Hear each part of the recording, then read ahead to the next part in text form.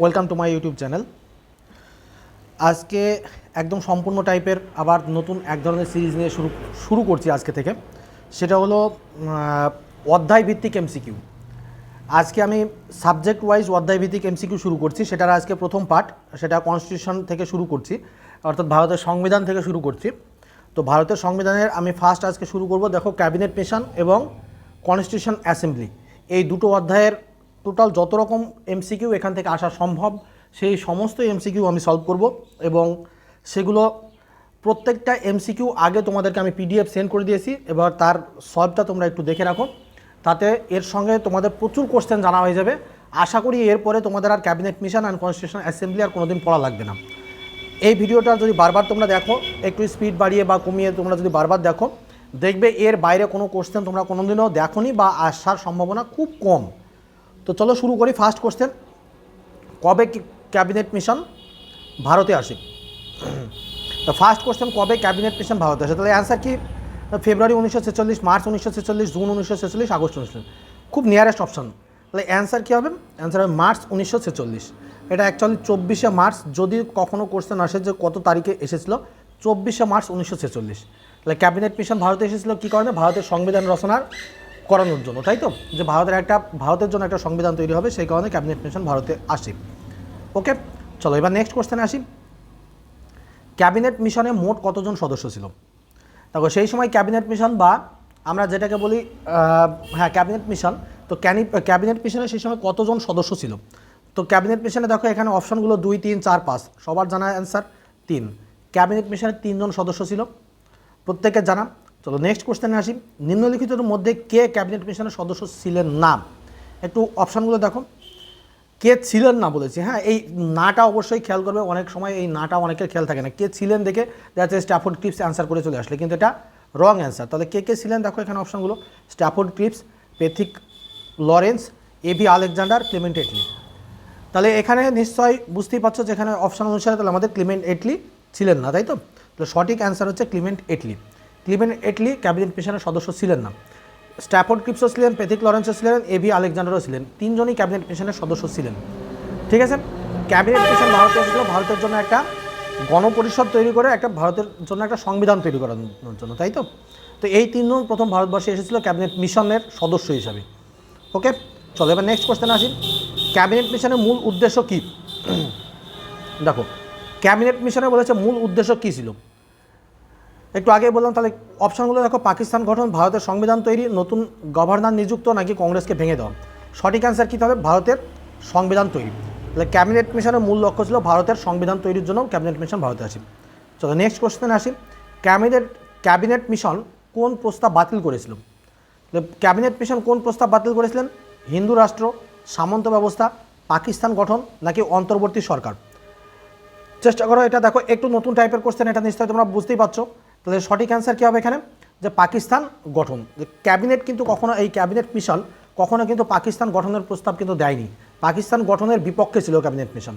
ঠিক আছে, এইটা মাথায় রাখবে যে পাকিস্তান প্রস্তাবের কিন্তু বিপক্ষে ছিল, কিন্তু পরোক্ষভাবে পাকিস্তান তৈরি করার ক্ষেত্রে হেল্প করেছিল, কিন্তু ক্যাবিনেট মিশন ইনস্ট্যান্টলি সেই সময় কিন্তু পাকিস্তান গঠনের বিপক্ষে ছিল।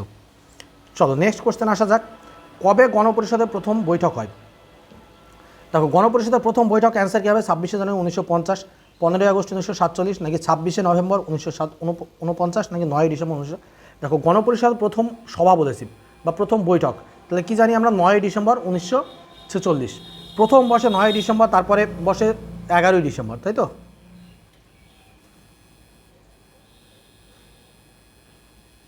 প্রথম 9ই ডিসেম্বর, তারপরে 11ই ডিসেম্বর 1946। তো এই 9ই ডিসেম্বরে আমাদের মানে সেই সময় সভাপতি কে ছিল? সচ্চিদানন্দ সিনহা।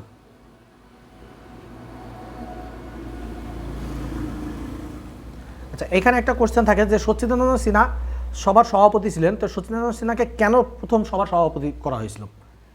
কারণ হচ্ছে ইনি সবথেকে বয়স্ক লোক ছিল। আমরা সবসময় দেখবে বয়স্ক লোকজনকে আমরা সম্মান দিই, তাই ওনাকে সম্মান দেওয়ার জন্য সেই সময়, যেহেতু বয়স্ক ব্যক্তি ছিলেন গণপরিষদের সদস্য হিসাবে, তাই ওকে সেই সময় কিন্তু সচ্চিদানন্দ সিনহাকে গণপরিষদের প্রথম সভার সভাপতি করা হয়। এটা কিন্তু অস্থায়ী ছিল। তারপরে 11ই ডিসেম্বর থেকে স্থায়ী সভাপতি নির্বাচিত হয়। স্থায়ী সভাপতি প্রথম কে ছিল? রাজেন্দ্র প্রসাদ।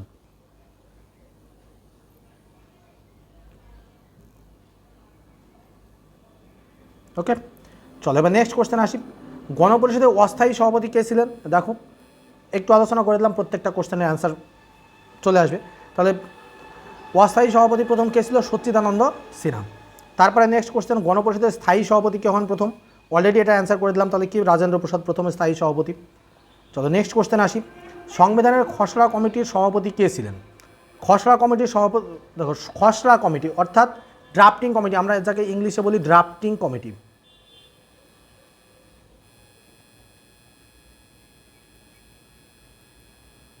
এই কমিটি স্পেলিংটা দেখবে, কমিটি থেকে পরীক্ষায় স্পেলিং মিস্টেকে কমিটি দেয় ইংরেজিতে, COMMITTEE।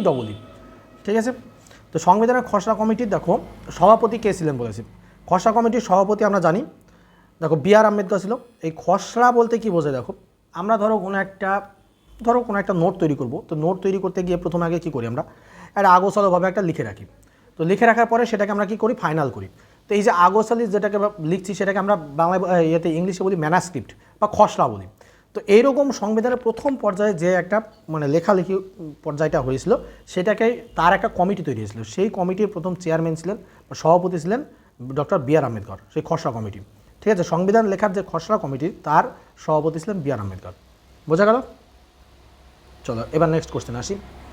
গণপরিষদ কত দিন ধরে সংবিধান প্রণয়ন করে? গণপরিষদ কত দিন ধরে সংবিধান প্রণয়ন করে? তাহলে সঠিক অ্যান্সার কী হবে? গণপরিষদ কত দিন ধরে সংবিধান প্রণয়ন করে বলেছি, অর্থাৎ গণপরিষদ কতদিন ধরে সংবিধান তৈরি করেছিল, সংবিধানটা তৈরি করতে গণপরিষদের টোটাল কতদিন সময় লেগেছিল। অ্যান্সার কী হবে? দেখো 2 বছর 11 মাস 18 দিন। এটা অনেক পরীক্ষায় আমি দেখেছি এটা প্রায় 3 বছর দিয়ে দেয়। ঠিক আছে, যদি কোনো জায়গায় দেখো যে প্রায় 3 বছর, তাহলে অ্যান্সার প্রায় 3 বছর মেরে চলে আসবে। বুঝতেই পারছো, 11 মাস 18 দিন।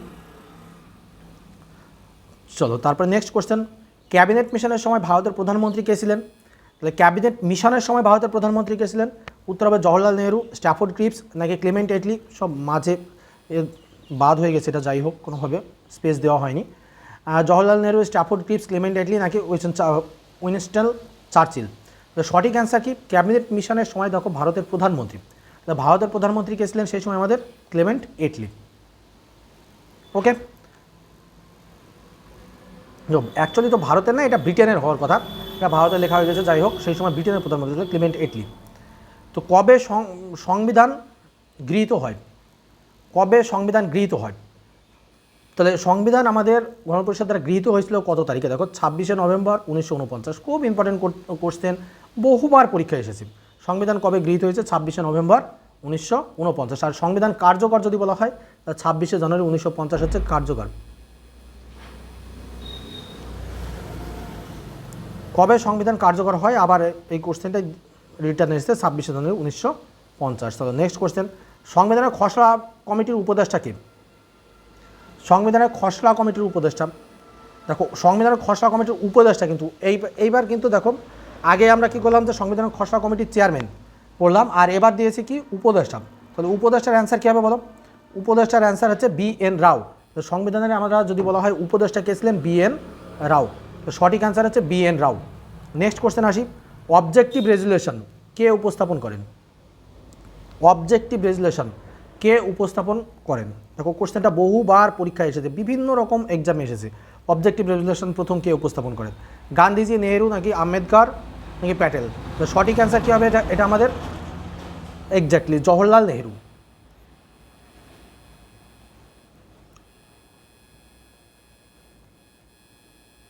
Jawaharlal Nehru objective resolution pass করেছিল ফার্স্ট। তারপরে সংবিধান খসড়া কতদিনে সম্পন্ন হয়? দেখো সংবিধান টোটাল যে খসড়াটা তৈরি করতে কতদিন সময় লেগেছিল, খুব ভালো কোশ্চেন এটা, অনেকের অজানা কোশ্চেন, নতুন কোশ্চেন। 165 দিন। ঠিক আছে, খসড়া কতদিনে সম্পন্ন হয়? 165 দিন। মাথায় রাখবে, এটা হচ্ছে নতুন টাইপের কোশ্চেন যে সংবিধানের খসড়া তৈরি করতে কতদিন সময় লেগেছিল। 165 দিন। প্রথম ডাইরেক্ট অ্যাকশন ডে,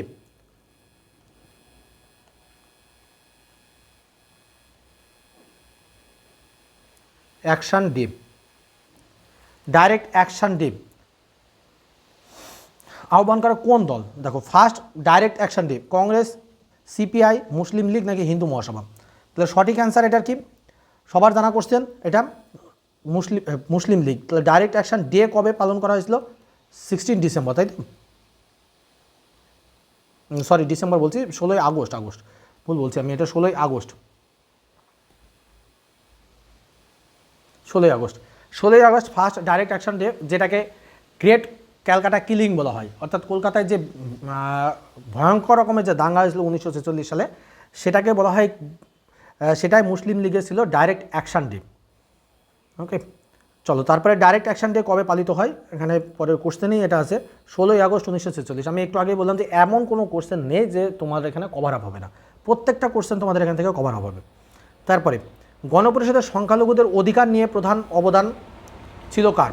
দেখো সংখ্যালঘুদের অধিকার বলেছে, হ্যাঁ, তাহলে দেখো গণপরিষদের সংখ্যালঘুদের অধিকার নিয়ে প্রথম অবদান ছিল কার? রাজেন্দ্র প্রসাদ, সচ্চিদানন্দ সিনহা, বি.আর. আম্বেদকর নাকি হোসেন ইমাম? সঠিক অ্যান্সার কি? তাহলে বি.আর. আম্বেদকর। অ্যাকচুয়ালি সংখ্যালঘুদের নিয়ে সেই সময় প্রথম কথা বলেছিল বি.আর. আম্বেদকরই।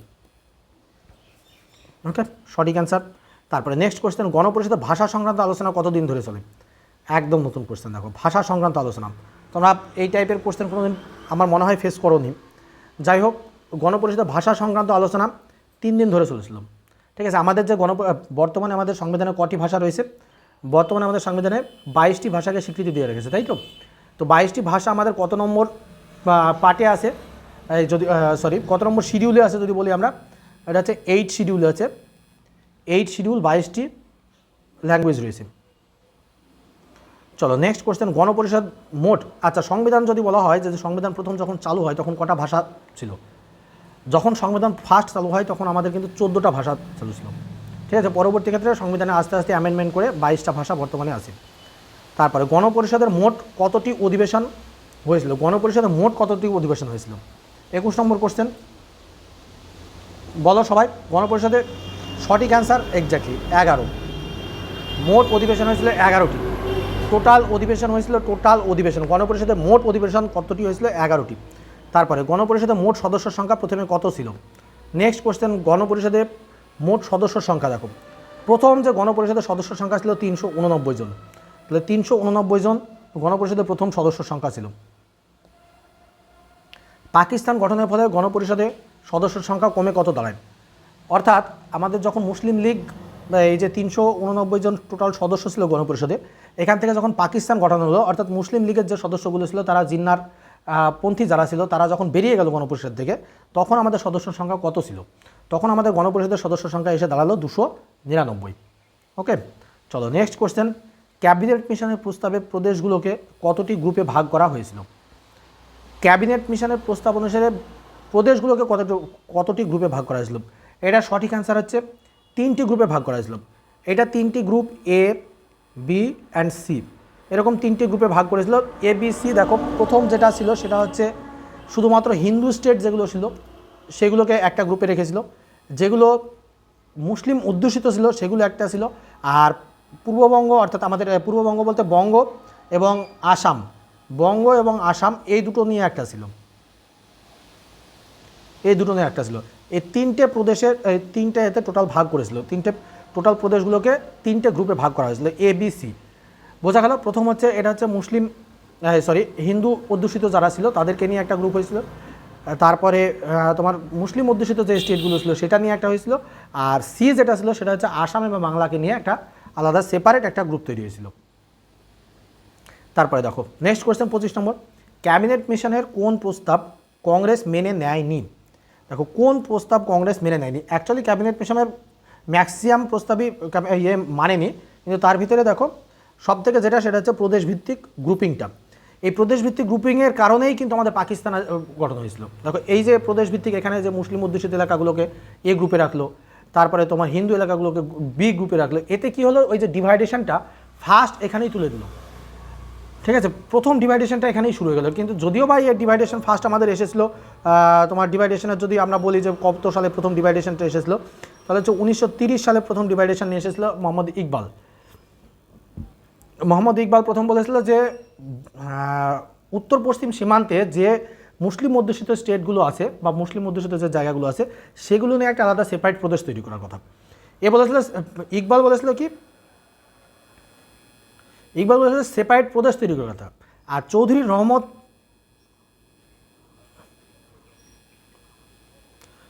রহমত বলেছিল কি, যে এ ফার্স্ট পাকিস্তান কথাটা নিয়ে আসে, এ প্রথম পাকিস্তান কথাটা নিয়ে আসে, প্রথম পাকিস্তান কথাটা উত্থাপন করে ফার্স্টে।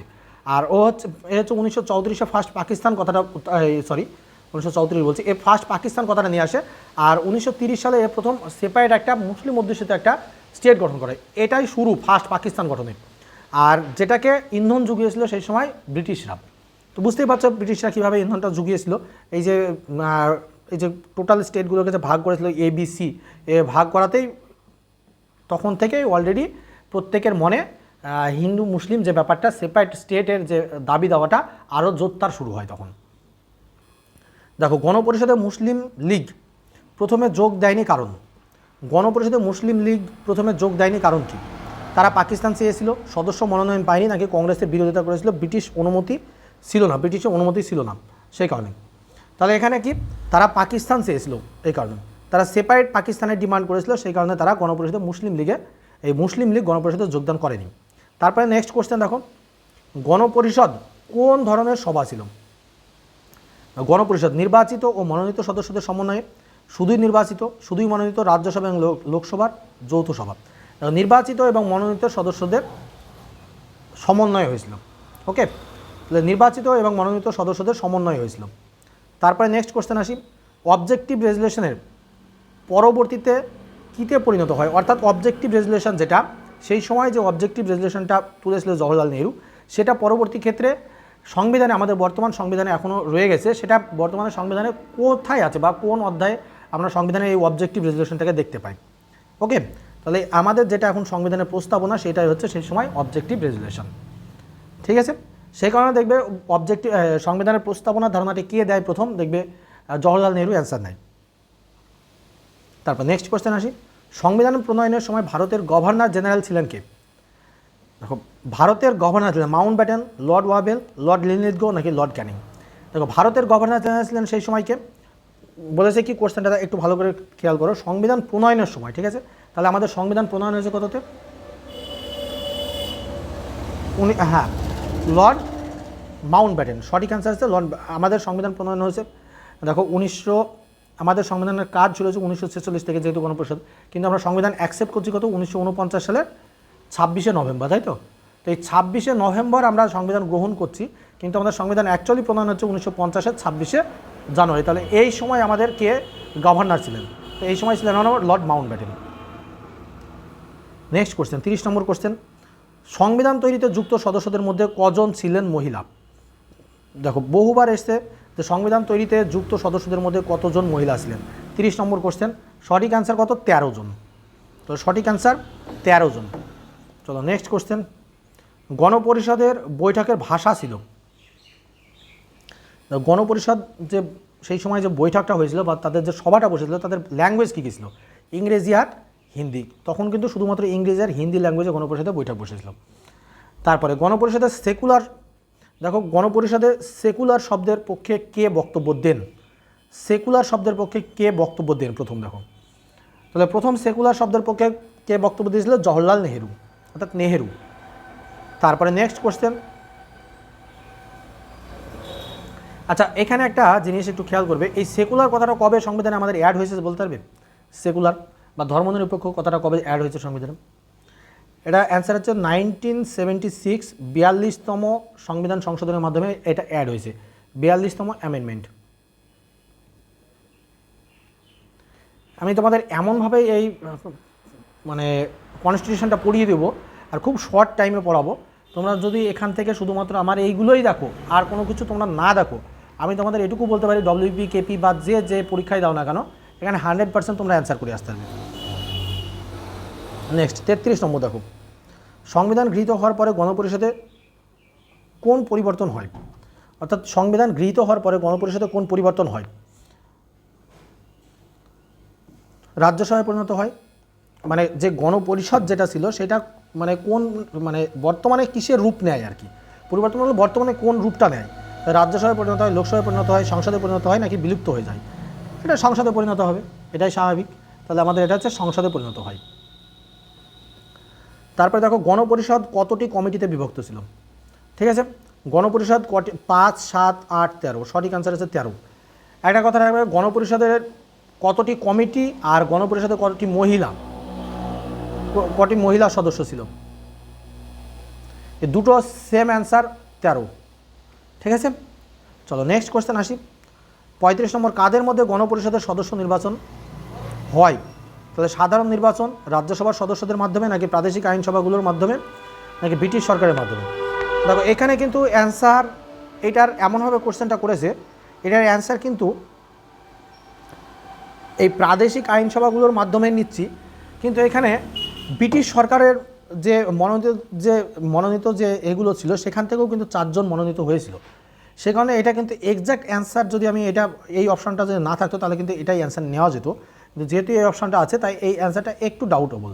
ওকে, চোখ বন্ধ করে এটাই অ্যান্সার হবে এখানে, কিন্তু তোমরা এটা মাথায় রাখবে যে ব্রিটিশ সরকারের মনোনীত সদস্যরাও সেই সময় ছিল।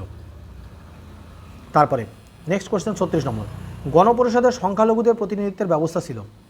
সংখ্যালঘুদের প্রতিনিধিত্বের ব্যবস্থা ছিল না শুধুমাত্র মুসলিমদের জন্য, নাকি হ্যাঁ মনোনীত সদস্যদের মাধ্যমে? এই যে কোশ্চেনটা আমি একটু বলছিলাম, দেখো সংখ্যালঘুদের জন্য নাকি এটা অ্যান্সার কী হবে? এটা হচ্ছে হ্যাঁ মনোনীত সদস্যদের মাধ্যমে। তাহলে এই যে বললাম না, ব্রিটিশরা মনোনীত কিছু সদস্য রাখতো, সেই মনোনীত সদস্যদের মধ্যে এটা গণপরিষদের সংখ্যালঘুদের প্রতিনিধিত্ব মনোনীতদের সদস্যদের ভিতর থেকে ছিল। নেক্সট কোশ্চেন 37 নম্বর। আচ্ছা যাই হোক, তোমাদের এই কোশ্চেনগুলো কেমন লাগছে একটু বলবে অবশ্যই আমাকে কমেন্ট করে, আর তোমাদের উপকারে লাগছে কিনা সেটাও জানাবে, তবেই তোমাদের নতুন নতুন ক্লাস নিতে আমার ভালো লাগবে। প্লাস তোমাদের টপিক ওয়াইজ বলছিলে, সেই টপিক ওয়াইজ আমি ক্লাস শুরু করেছি, তো অবশ্যই তোমরা চেষ্টা করবে তোমাদের বন্ধুদের সঙ্গে এই ভিডিওগুলো শেয়ার করার, যাতে ইউটিউবের তোমার বন্ধুদের আরও বেশি আমাদের এই গ্রুপে নিয়ে এসো। যত বেশি আমাদের সঙ্গে কানেক্ট হবে তত বেশি আমাদের ভালো লাগবে ক্লাস দিতে, এবং তাতে তোমরাও বেশি উপকৃত হবে। ওকে, টোটালি ফ্রি ক্লাস দিচ্ছি আমি, এটা কোনো নিশ্চিন্তে থাকতে পারো, এটা টোটালটা আমি সংবিধানটা ফ্রিতে তোমাদের করিয়ে দেবো। সংবিধান তৈরিতে সবচেয়ে বেশি অবদান রাখেন কে? জওয়াহরলাল নেহরু, বি আর আম্বেদকর, মহাত্মা গান্ধী, নাকি দেখো রাজেন্দ্র প্রসাদ? তাহলে সঠিক অ্যান্সার বি আর আম্বেদকর। নেক্সট কোশ্চেন, গণপরিষদের বৈঠকে সভাপতিত্ব করতেন? গণপরিষদের বৈঠকে সভাপতিত্ব করতেন ভাইস প্রেসিডেন্ট, রাষ্ট্রপতি, রাজেন্দ্র প্রসাদ, নাকি স্পিকার? এটা দেখো এখানে অ্যান্সার কি? রাজেন্দ্র প্রসাদ। আমরা জানি গণপরিষদের স্থায়ী সভাপতি ছিল, তাই সভাপতিত্ব করতেন রাজেন্দ্র প্রসাদ। নেক্সট কোশ্চেন, সংবিধান গঠনের সময় কংগ্রেস দলের সভাপতি কে ছিলেন? দেখো সংবিধান যখন গঠন হয়েছে সেই সময় কংগ্রেস দলের সভাপতি কে ছিলেন? খুব ভালো কোশ্চেন। তাহলে সেই সময় কংগ্রেস দলের সভাপতি ছিল জে বি কৃপালিনী। দেখবে এই কোশ্চেনটা আবার এইভাবে থাকে যে ভারত যখন স্বাধীন হয় তখন কংগ্রেসের সভাপতি কে ছিলেন? ঠিক আছে, তখনও কিন্তু জে বি কৃপালিনী। ভারত যখন স্বাধীন হয় তখনও জে বি কৃপালিনী ছিলেন, আবার যখন সংবিধান গঠন হচ্ছে তখনও আমাদের সভাপতি কে ছিলেন জে বি কৃপালিনী। চলো নেক্সট কোশ্চেন 40 নম্বর কোশ্চেন, ভারতের সংবিধান তৈরির কাজ শুরু হয়েছিল কবে? দেখো ক্যাবিনেট মিশনের আগমনেই, ডাইরেক্ট অ্যাকশন ডি এর পরে, 9 ডিসেম্বর 1946 থেকে, নাকি 26শে জানুয়ারি 1950 থেকে? খুব ভালো কোশ্চেন। এটার ভিতরে আর এটার ভিতরে তোমরা কনফিউজ হতে পারো, কিন্তু সঠিক অ্যান্সার হচ্ছে চোখ বন্ধ করে একদম যেদিন থেকে আমাদের গণপরিষদের ফার্স্ট কাজ শুরু হচ্ছে, অর্থাৎ 9 ডিসেম্বর 1946। 9 ডিসেম্বর 1946 সঠিক অ্যান্সার। চলো নেক্সট কোশ্চেন আসি, কবে ক্যাবিনেট মিশনের রিপোর্ট প্রকাশিত হয়? ক্যাবিনেট মিশনের রিপোর্ট ফার্স্ট, দেখো কবে বলেছে ক্যাবিনেট রিপোর্ট, মিশনের রিপোর্ট প্রথম প্রকাশিত হয়? এই কোশ্চেনটা WBCS প্রিলিমসে এসেছিল এর আগে, তো এটা খুব ভালো কোশ্চেন, একদম নতুন টাইপের কোশ্চেন, যে কবে প্রথম দেখো ক্যাবিনেট মিশনের এটা ফার্স্ট হয়। তাহলে 16ই মে, এটা 16ই মে 1946 প্রথম রিপোর্ট পাবলিশ হয় ক্যাবিনেট মিশনের, 16ই মে 1946। আমাদের ক্যাবিনেট মিশন গঠন হচ্ছে কত? এই রিপোর্টটা পাবলিশ হলো, আর আমাদের সভা বসেছিল দেখো ডিসেম্বর মাসে। ঠিক আছে, তাহলে ফার্স্ট রিপোর্ট বলে 16ই মে 1946। ক্যাবিনেট মিশন পরিকল্পনা ইউনিয়ন অফ ইন্ডিয়া গঠনের কথা বলা হয়েছিল। দেখো পৃথক রাষ্ট্র হিসাবে, রাজ্য প্রদেশসমূহের একত্র সমাহার, নাকি একটি ধর্মভিত্তিক রাষ্ট্র কেবল মুসলিমদের জন্য? তাহলে সঠিক অ্যান্সার কী হবে? ক্যাবিনেট মিশন পরিকল্পনায় ইউনিয়ন অফ ইন্ডিয়া গঠনের কথা বলা হয়েছিল, রাজ্য ও প্রদেশসমূহের একত্র সমাহার। ইউনিয়ন বলতেই বুঝতে পারছো, ইউনিয়ন অফ ইন্ডিয়া যখনই স্টেট এবং সেন্ট্রাল মিলিত থাকবে তখনই সেটাকে বলছি আমরা ইউনিয়ন অফ ইন্ডিয়া, সেই জন্য রাজ্য এবং প্রদেশসমূহের একত্র সমাহার বলা হচ্ছে। তারপরে গণপরিষদকে আইনি বৈধতা দেয় কে? দেখো গণপরিষদকে বলেছে আইনি বৈধতা ভারত সরকার, কংগ্রেস, ক্যাবিনেট মিশন, নাকি ব্রিটিশ পার্লামেন্ট? গণপরিষদকে আইনি বৈধতা কে দিচ্ছে? সঠিক অ্যান্সার করো ভারত সরকার, কংগ্রেস, ক্যাবিনেট মিশন নাকি ব্রিটিশ পার্লামেন্ট। তাহলে সঠিক অ্যান্সার হবে গণপরিষদকে ক্যাবিনেট মিশন। গণপরিষদকে আমাদের সেই সময় ক্যাবিনেট মিশনের কারণেই গণপরিষদ গঠন হয়েছিল।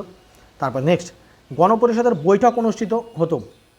দেখো গণপরিষদের বৈঠক অনুষ্ঠিত হতো, এই একটা ভালো কোশ্চেন যে গণপরিষদের বৈঠক কোথায় অনুষ্ঠিত হতো। তাহলে গণপরিষদের বৈঠক অনুষ্ঠিত হতো নয়াদিল্লি। ঠিক আছে, আচ্ছা এইটার ভিতরে দুটো হয় নয়াদিল্লি, এটা হচ্ছে কনস্টিটিউশন হলে। আমি এটা বলি যে কোনটা নিয়ে STITUTION কনস্টিটিউশন হল। দেখো গণপরিষদের বৈঠক অনুষ্ঠিত হচ্ছে নিউ দিল্লির কনস্টিটিউশন হলে। আর যদি আমাকে এখানে যদি কংগ্রেসের প্রথম বৈঠক কোথাও অনুষ্ঠিত হয় তাহলে কী হতো, এটা আবার হয়েছে তো মুম্বাই। এই কোশ্চেনটা কিন্তু আমাদের গুলিয়ে যায়। হ্যাঁ, মুম্বাইয়ের গোকুল দাস তেজপাল সংস্কৃত কলেজ।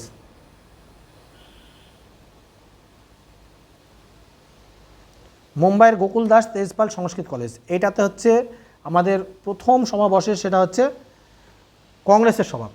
আর সংবিধান তৈরির যে সভা প্রথম হচ্ছে দিল্লিতে।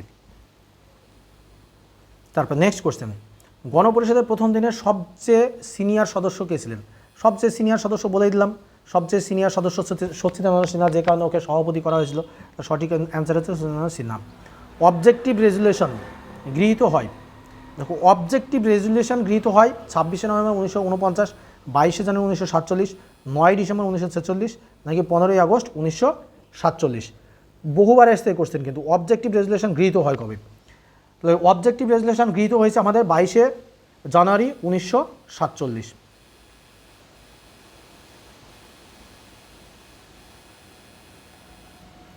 Next question, direct action day ঘোষণার সময় কোন দাবির পক্ষে ছিল? দেখো মুসলিম লীগ ডাইরেক্ট অ্যাকশন ডে ঘোষণার সময় কোন দাবির পক্ষে ছিল? পৃথক সংবিধান, অন্তর্বর্তী সরকার, পাকিস্তানের দাবি।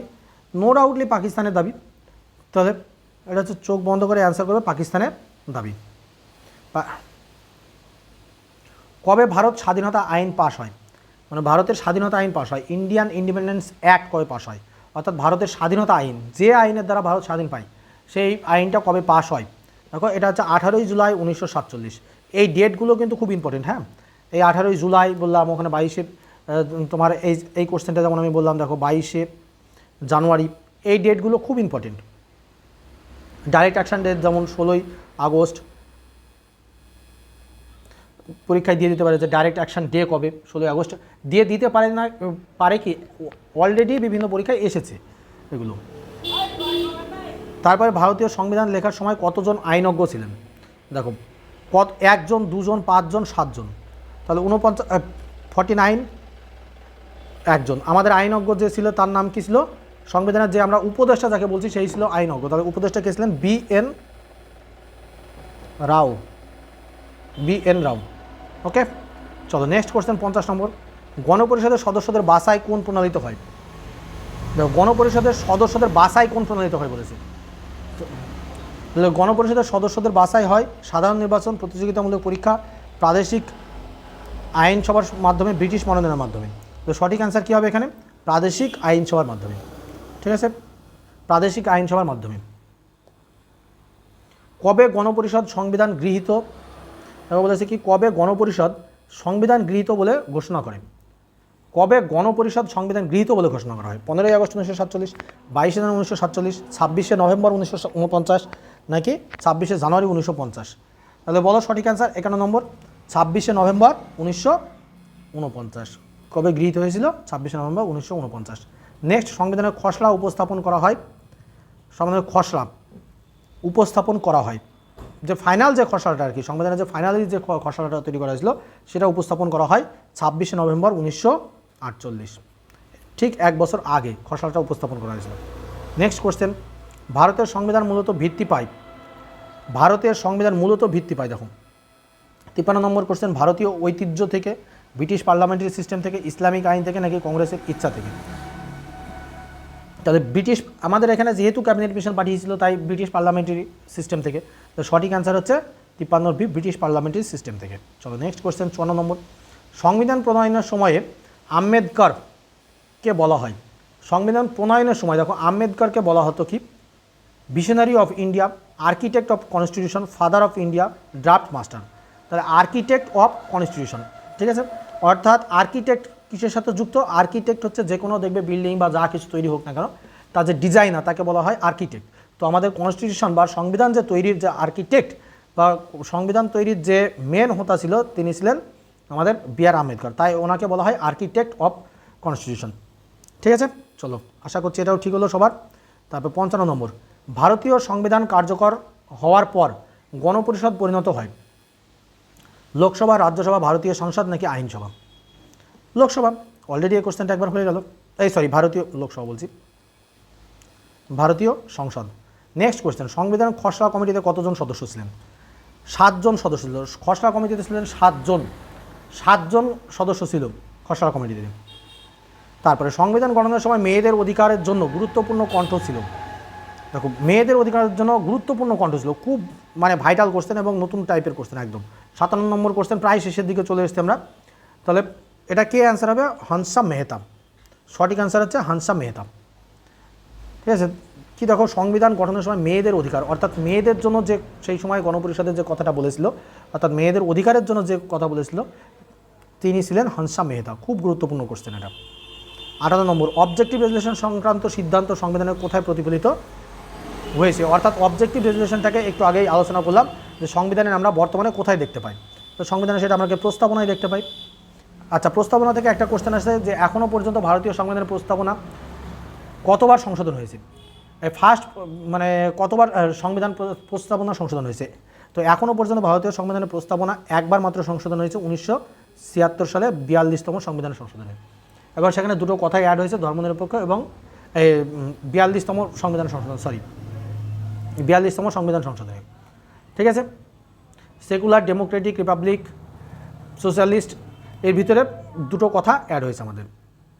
একটা সেকুলার কথাটা অ্যাড হয়েছে আর একটা হচ্ছে তোমার সেই সময় হচ্ছে সমাজতান্ত্রিক সেকুলার, এই দুটো কথা অ্যাড হয়েছে। আর আরেকটা বিষয় এখানে অ্যাড হয়েছিল যে সেটা হচ্ছে ফ্রান্সের যে ফরাসি বিপ্লব থেকে নিয়েছিল যে ভ্রাতৃত্ববোধের যে বিষয়টা সেই সময় আমাদের এখানে অ্যাড করা হয়েছিল। এবার লাস্ট কোশ্চেন, গণপরিষদের সবচেয়ে কম প্রতিনিধিত্বকারী রাজ্য ছিল। দেখো সবচেয়ে কম প্রতিনিধিত্বকারী রাজ্য অর্থাৎ গণপরিষদের প্রত্যেকটা স্টেট থেকে তো প্রতিনিধি ছিল, তো তার ভিতরে কোন রাজ্যের সব থেকে কম প্রতিনিধি ছিল? সেটা হচ্ছে কোচিন। কোচিন বলতে সেই সময় কেরালা, মানে কোচিন যেটা সেই সময় কোচিন থেকে সব থেকে কম প্রতিনিধি ছিল। গণপরিষদের অধিবেশন চলাকালীন ভারতের প্রতিরক্ষা বিষয়ে তত্ত্বাবধান করতেন প্রধানমন্ত্রী, গভর্নর জেনারেল, কংগ্রেস নাকি অন্তর্বর্তী সরকার? সঠিক অ্যান্সার বলো। গণপরিষদের অধিবেশন চলাকালীন ভারতের প্রতিরক্ষা বিষয়ক তত্ত্বাবধান করতেন কি? লাস্ট এবং আজকের শেষ কোশ্চেন এটা। তাহলে সেই সময় কি? অন্তর্বর্তী সরকার। আমাদের একটা ইন্টেরিয়াম সরকার গঠন হয়েছিল 1945 সালে। এই ইন্টেরিয়াম সরকারই হচ্ছে সেই সময় গণপরিষদের দেখাশোনা করত। ঠিক আছে, মোটামুটি আজকে এই 60খানা কোশ্চেন কমপ্লিট হলো তোমাদের দুটো অধ্যায় থেকে। একটা হচ্ছে কনস্টিটিউশন অ্যাসেম্বলি এবং আর একটা হচ্ছে যেটাকে বলছি আমরা গণপরিষদ, তাই তো? তো এই দুটো অধ্যায় তোমাদের কমপ্লিট করলাম আমি।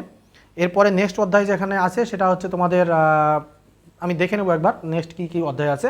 তো পরপর চ্যাপ্টার ওয়াইজ এভাবে তোমাদের টোটাল সংবিধানের আমি এমসিকিউ আকারে টোটাল সংবিধান তোমাদের আমি পড়িয়ে শেষ করে দেবো। তোমরা শুধু এমসিকিউগুলো একটু ফলো করো এবং যে এমসিকিউগুলো তোমাদের জানা নেই একটু খাতায় নোট ডাউন করে রাখো। কন্টিনিউয়াসলি 2-3 বার করে দেখো, এমনি মনে থাকবে। আর আমার তোমাদের টাইম যথেষ্ট কম নিচ্ছে যে কারণে তোমাদের সময়টাও অনেক কনজিউম হবে, তাই চেষ্টা করো সবাই ঠিকঠাকভাবে এই জায়গাগুলো একটু পড়াশোনা করো। যারা নেক্সট জানুয়ারি মাসে জিডি দেবে তাদের জিডির আগে আমি টোটাল জিকে তাদের আমি দায়িত্ব নিয়ে তোমাদের জিকে আমি রেডি করে দেবো। ওকে, চলো, থ্যাংক ইউ, আজকে এই পর্যন্ত। আর যারা নতুন আসো অবশ্যই সাবস্ক্রাইব করে রেখো চ্যানেলটাকে। Thank you.